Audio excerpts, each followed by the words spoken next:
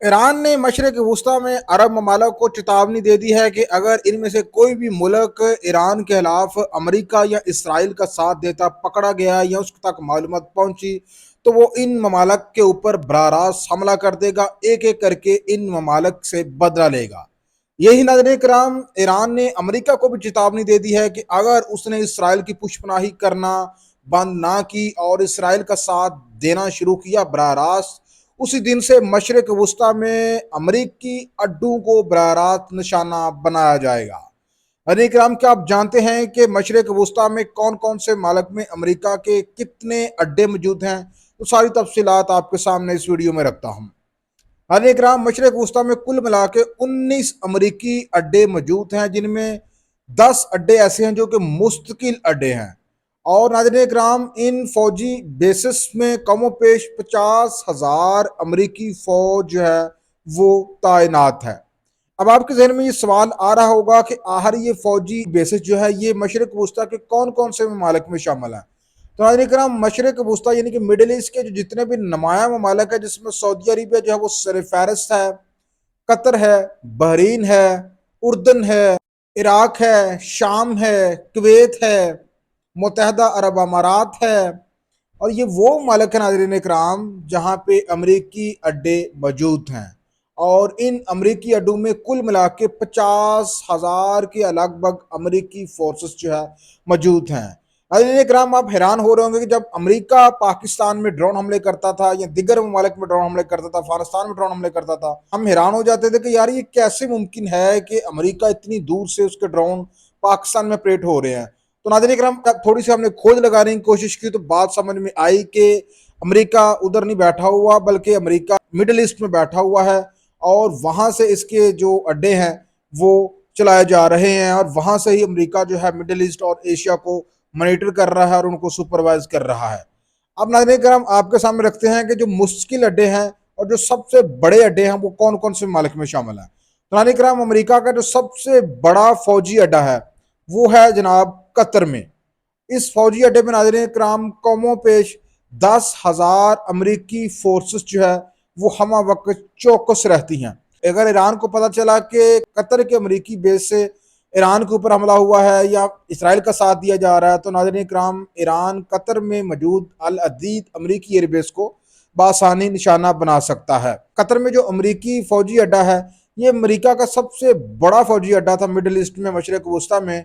और यही वो अड्डा नाज़रीन कराम जहाँ पे इराक और अफगानिस्तान में अमरीकी जंग जो है वो लड़ी गई और शाम में कार्रवाइयाँ की गई। अब नाज़रीन कराम, जो दूसरा बड़ा अमरीकी अड्डा है मशरक वस्ता में वो है जी बहरीन में। बहरीन के नेवल में है जी अमरीकी नेवल बेस है और यहाँ पे कम पेश 9,000 के करीब अमरीकी फोर्सेस जो हैं वो हम वक्त मौजूद होती हैं। जबकि तीसरा अमरीका का जो सबसे बड़ा अड्डा है नाज़रीन कराम ये कुवैत सिटी में मौजूद है। और ये अड्डा जो है ये खित्ते में मौजूद अमरीकी फोर्सेस की लॉजिस्टिक सप्लाई, उनको फूड की सप्लाई के हवाले से मेन मरकज है।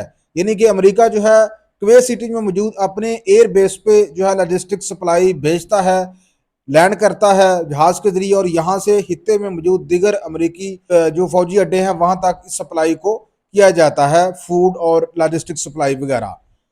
चौथा सबसे बड़ा अड्डा है नाज़रीन कराम अमरीका का मुत्तहदा अरब अमारात में। मुत्तहदा अरब अमारात में नाज़रीन कराम जो अमरीकी फौजी अड्डा है वो इलाके की खुफिया मालूमात को इकट्ठा करना और इसके अलावा जो ड्रोन्स उड़ते हैं मुख्तलिफ जगहों पर कार्रवाइयाँ करते हैं, जैसा पाकिस्तान हुआ या अफगानिस्तान हुआ या किसी मुल्क में जहाँ अमरीका ड्रोन्स के ज़रिए अटैक करता है, तो उसके ज़रिए अमरीका मुत्तहदा अरब अमारात में मौजूद अपने अपने फौजी अड्डे को इस्तेमाल में लेकर आता है।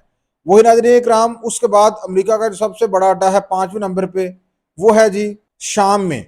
शाम में मौजूद जो अमरीकी अड्डा है नाज़रीन इकराम ये कुर्द फोर्सेस जो कि शाम के साथ तुर्की है उसकी जो कुर्द फोर्सेस है उनको तरबीत फराहम कर रहा है और शाम की जो फोर्सेस है उसको तरबीत कर रहा है। और शाम के साथ चूंकि इसराइल भी है तो जब कभी इसराइल को जरूरत पड़ जाए, जैसे अभी उसको ईरान के हवाले से जरूरत पड़ रही है, तो ये जो शाम में मौजूद अमरीकी अड्डा है ये इसराइल की मदद करता है और कुर्द के जो बागी हैं जो तुर्की में लड़ रहे हैं उनको तरबियत देता है और शामी फोर्सेस को तरबियत देता है।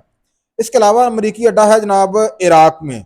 इराक में जो अमेरिकी अड्डा है ये 2003 में जब अमेरिकी फौज ने इन्हला कर लिया था इराक से, तो उसके बाद कायम किया गया था। इससे पहले यहाँ पर सदाम हुसैन था जो कि अमेरिका को करीब जो है फटकने भी नहीं देता था। तो ये नाज़रीन इकराम अमेरिका के मेन फौजी अड्डे थे। अब आप अंदाजा लगा लें कि अगर ईरान की रजीम चेंज हो जाती है, ईरान की हुकूमत ख़त्म हो जाती है, तो फिर उसके बाद ईरान है वहाँ पे इसराइली के डब्बी कायम हो जाएंगे पाकिस्तान के बगल में, जो कि पाकिस्तान की सलामती के लिए अलार्मिंग सूरत हाल होगी। तो यानी कराम अब आप सोचें कि अगर इसराइल रजीम चेंज कर देता है, ईरान नवाज हुकूमत आ जाती है, तो इससे कितनी बड़ी तबाही आ सकती है, कितना बड़ा सिक्योरिटी रिस्क है पाकिस्तान के लिए। और वही नाज़रीन कराम अगर अमेरिका इस जंग में कूद जाता है, जो कि खदशा मौजूद है, फिलहाल तो 2 हफ्तों के लिए जो अमेरिकी सदर हैं उन्होंने ईरान पे कार्रवाई करने का जो मनसूबा है उसको मुलतवी कर दिया है। लेकिन अगर ईरान जो है वो मुज़ाकरात की तरफ नहीं आता और इसराइल को हाथों हाथ कामयाबी नहीं मिलती ईरान की जो न्यूक्लियर रिएक्टर्स हैं, न्यूक्लियर जो तनसीबात हैं उनको तबाह करने में, तो फिर अमेरिका 2 हफ्ते के बाद इस जंग में शुरू हो जाएगा और उसके लिए वो मिडल ईस्ट में मौजूद अपने अड्डों को इस्तेमाल करेगा। और उनके अगर अड्डे इस्तेमाल होते हैं तो फिर मिडल ईस्ट के सारे मालिक जो है वहाँ पे ईरान जो है वो हमले करना शुरू कर देगा और इस तरह से एक बड़ी जंग जो है वो फैल सकती है। नाज़रीन इकराम, आप इस बारे में क्या कहेंगे? लाजमी कमेंट सेक्शन में अपनी राय का इज़हार करें।